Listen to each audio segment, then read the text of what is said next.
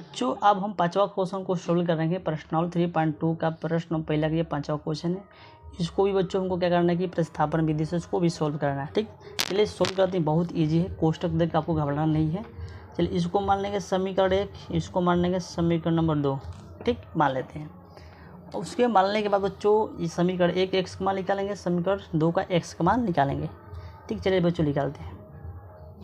यह बच्चों हमारा √2x प्लस के √3y बराबर 0 दिया है। ठीक, तो अब बच्चों यहाँ पे क्या करेंगे, लिखेंगे 2x √2x।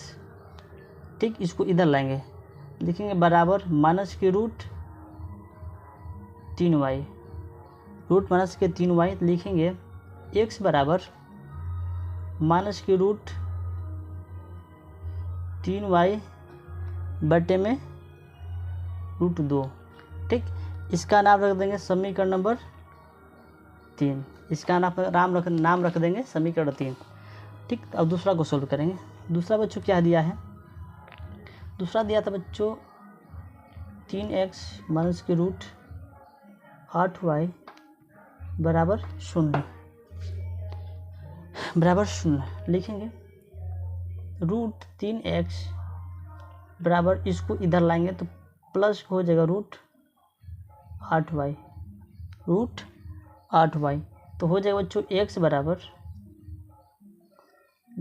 हो जाएगा √8y बट्टे में 3, इसके बट्टे में आ जाएगा, गुणा के रूप में इधर भाग के रूप में √3 हो जाएगा। इसका नाम रख दो समीकरण नंबर 4। ठीक, क्या बच्चों इसका नाम रखे हैं समीकरण नंबर 4।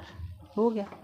चलिए बच्चों अब हम क्या करेंगे यहाँ पे कि समीकरण 3 का मान समीकरण 4 में रखने पर, तो बच्चों यहाँ पे लिख देंगे कि समीकरण 3 का मान समीकरण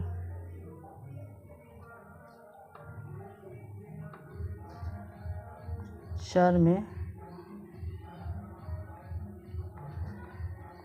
रखने पर समीकरण 3 क्या बच्चों दिया है, x बराबर माइनस के √3y बटे में 2। 3y क्या बच्चों बटे में 2। x का मान क्या बच्चों, x का मान हमारा कहाँ दिया है, x का मान बच्चों यहाँ पे दिया है। क्या बच्चों, x का मान यहाँ पे दिया था, इसको आगे लिख लेते हैं, इसको पाछे लिख देते हैं। कैसा, चलिए देखिए लिख देंगे माइनस के √3y बटे में 2 बराबर लिखेंगे √8y बटे में क्या है 3। तो बच्चों बटे में √3, यहाँ पे रूट लगा देना। ठीक, बटे √3। तो बच्चों अब यहाँ पे हम क्या करेंगे, 3 का बच्चों वर्गमूल निकालेंगे। तो 3 का वर्गमूल बच्चों क्या होता है, 3 ही होता है, तो माइनस हो जाएगा 3y हो जाएगा। ठीक, जब 8 के निकालेंगे वर्गमूल तो ये क्या हो जाएगा 4 होगा, तो लिख देंगे 4y। तो बच्चों 4y लिख देंगे बराबर के 0। इतना तक कर सकते हैं ना। आप देखिए इतना हो गया। इतना होने के बाद अब क्या करेंगे, लिखेंगे माइनस के 3y, इसको इधर लाएंगे तो माइनस के 4y हो जाएगा। अब बराबर कर देंगे 0। ठीक बच्चों, माइनस क्या होता है बच्चों, प्लस होता है, माइनस के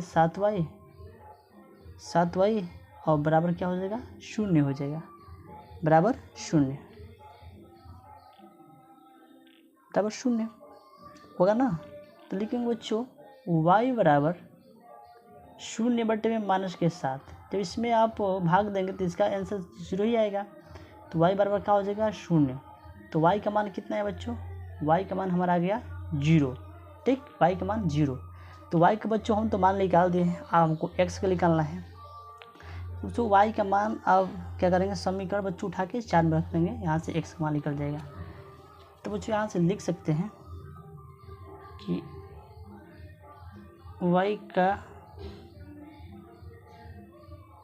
मान समीकरण 4 में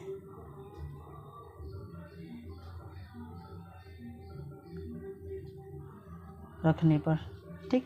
समीकरण 4 क्या बच्चों दिया है हमारा, x बराबर √8y, इसके बटे में हो जाएगा आपका √3। तो y का मान क्या 0 दिया है, लिखेंगे x बराबर √8 गुण 0 बटे में 3। तो x बराबर क्या होगा, देखिए किसी भी संख्या में अगर 0 से गुणा करेंगे तो उसका आंसर क्या आएगा बच्चों, 0 ही आएगा। देखेंगे 8 गुणे 0 बटे में 3, तो हो जाएगा x बराबर क्या हो जाएगा 0, ठीक 0, ठीक। अगर 0 में 3 से भाग देंगे तो उसका आंसर 0 ही आएगा, ठीक। तो ये चीज़ देख सकते हैं आप लोग कि y का मान भी 0 आया है और x का मान भी 0 आया है, ठीक। तो बच्चों यहाँ तक क्या होता है, हमारा सवाल सही होता है, ठीक। तो बच्चों आपको इसी तरह से लगाना है अपनी कॉपी पे, एक बार नहीं इसको 10 बार रिवाइज करिए। अगर आपको समझ में तभी नहीं आ रहा है तो इस वीडियो के नीचे कमेंट कीजिए, हाँ सर हमको समझ में नहीं आ रहा है, तो मैं फिर से बच्चों प्रयास करूँगा आपको समझाने के लिए। तो चलिए बच्चों आज के लिए इतना ही, मिलते हैं अगले नेक्स्ट वीडियो में, तब तक जय हिंद जय भारत।